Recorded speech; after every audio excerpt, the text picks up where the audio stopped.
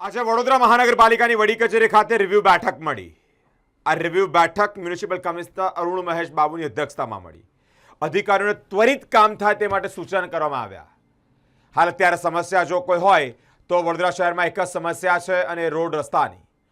Road રસ્તા પર ખખડધજ હાલતના road રસ્તા એટલે કે મસમોટા ખાડા ટેકરામાં અનેક અકસ્માતો થાય, નિર્દોષ લોકો મોતને ભેટે, કેટલાક લોકો ઇજાગ્રસ્ત થાય. અને તે અંતર્ગત મ્યુનિસિપલ કમિશનર અરુણ મહેશ બાબુજીએ જેઓએ અધિકારીઓને સૂચન કર્યા છે ત્વરિત કામગીરી થાય, ત્વરિત એટલે કે તરત જ ફરિયાદ આવતાની સાથે તરત જ કામગીરી થાય તે અંતર્ગત સૂચનો કર્યા છે. સાથે જ ઘણા બધા વડોદરા શહેરના વિકાસના કામો અંતર્ગત પણ ચર્ચા થઈ અને આ ચર્ચા બાદ અધિકારીઓને સૂચન કરી કામ ત્વરિત થાય તે માટે આદેશ પણ આપ્યો છે. વડોદરા શહેરમાં વરસાદ બાદ ઠેર ઠેર જગ્યાએ ખાડા પડ્યા હોય ત્યારે આ બાબતે અધિકારીઓને એન્જિનિયરિંગ સાથે બેઠકમાં ખાડા પૂરવા કડક સૂચના કરી છે. હાલમાં જે વીટમિક્સ નાખવામાં આવી રહ્યું છે તે અસરકારક નથી બની રહ્યું. આ બાબતે હોટમિક્સ પ્લાન્ટ ચાલુ કરી ડામર સાથે કામગીરી કરવા અધિકારીઓને કડક સૂચન કરવામાં આવ્યા છે. આ સાથે જ લોકોની આવી રહેલી ફરિયાદોના નિકાલ જલ્દીથી થાય તે બાબતે સૂચન કર્યા છે.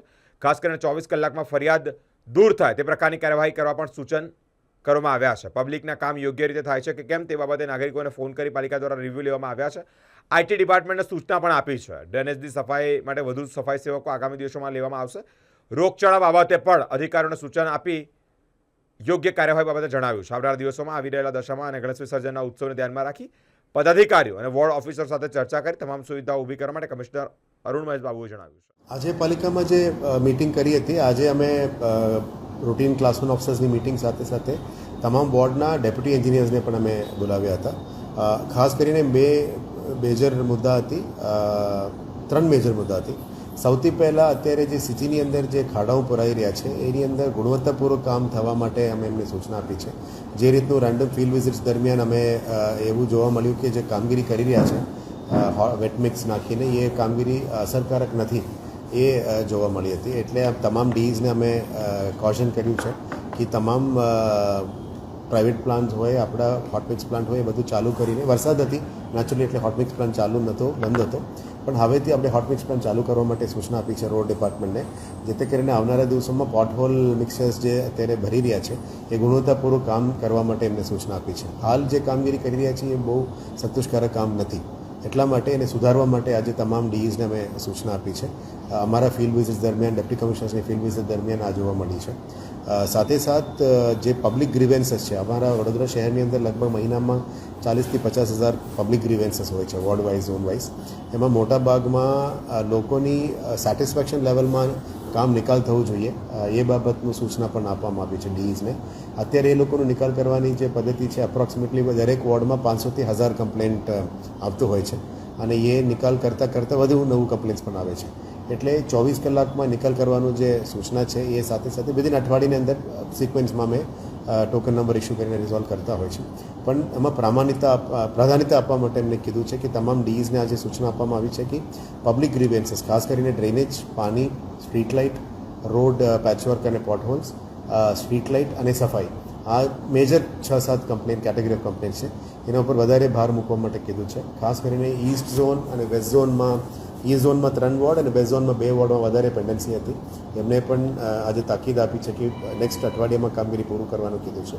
આજથી જ તમામ ડેપ્યુટી કમિશનર્સને સૂચના આપવામાં આવી છે કે સાંજે અડધો કલાક ડેલી 4 ઝોનલ એન્જિનિયર અને ડીઈનું ઝૂમ અથવા ફિઝિકલ મિટિંગથી જ રોજ પબ્લિક ગ્રીવેન્સને દૂર કરવા માટે, અને પબ્લિકનું ગ્રીવેન્સ આવ્યા પછી એ તાત્કાલિક ધોરણે દૂર થાય છે કે કેમ, ગુણવત્તાપૂર્વક કામ થાય છે કે કેમ, અને પબ્લિકને સેટિસ્ફેક્શન લેવા માટે આપણે કોલ સેન્ટરથી એમને ફોન કરીને વેરીફાઈ કરવા માટે પણ આઈટી ડિપાર્ટમેન્ટને પણ સૂચના આપી છે.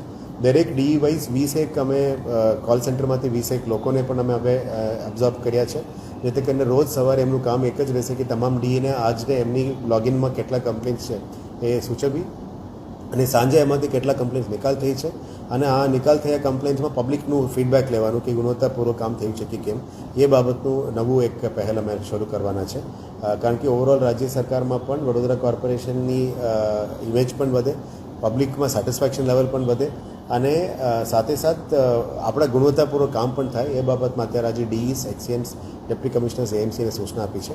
આવનારા દિવસોમાં તમામ એએમસીએસને પણ સૂચના આપી છે કે ફાયર ડિપાર્ટમેન્ટ અને ડ્રેનેજ ડિપાર્ટમેન્ટના રીયુઝ વોટર છે, એસટીપી ડિપાર્ટમેન્ટ રીયુઝ વોટર છે, એનાથી તમામ જે સ્લશ પડ્યા છે, ગંદકી થયા છે, આ બધા એરિયાને સાફ કરવાની, સિટીને વધારે ક્લીન કરવા માટે સૂચના આપી છે. આવનારા દિવસોમાં સ્મોક ગન્સ અને રોડ ક્લિનિંગ મશીન્સ પણ આવવાના છે, લિટર પેકિંગ મશીન્સ પણ આવવાના છે. સોલિડ વેસ્ટ ટીમને સ્પંદન કરવા માટે પણ નક્કી કર્યું છે. અત્યારે ખાસ કરીને દરેક વોર્ડમાં 15થી 20 લોકો વર્કર્સના નીચે ડ્રેનેજ સફાઈ સેવક તરીકે કામગીરી કરી રહ્યા છે. એમને સપોર્ટ આપવા માટે આવનારા દિવસમાં વધારે સફાઈ સેવક પણ અમે લેવાના છે ડ્રેનેજમાં, જેથી કરીને અસરપૂર્વક કામગીરી, સ્પીડમાં કામગીરી અને જે એક્ઝિસ્ટિંગ ટીમ છે એને સપોર્ટ કરવા માટે પણ અમે લેવાના છીએ. સાથે સાથ સોલિડ વેસ્ટ ડિપાર્ટમેન્ટ અને ડ્રેનેજ ડિપાર્ટમેન્ટમાં વધારે વર્ક અસિસ્ટન્સ પણ અમે લેવાના છે, જેથી કરીને ફિલ્ડ લેવલમાં ઇફેક્ટિવલી કામ થઈ શકે અને મોનિટરિંગ થઈ શકે, એ બાબતનું સૂચનાઓ કરવામાં આવી છે.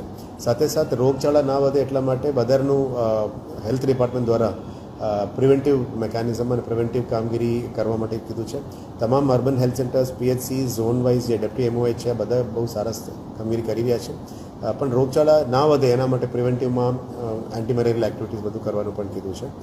સોલિડ વેસ્ટની ટીમ તરફથી 2 દિવસ સતત ઘણું સારું કામ કરવામાં આવ્યું છે કે સિટીને સાફ કરવામાં. હજી રોજ અને સફાઈમાં લાગવા માટે કીધું છે.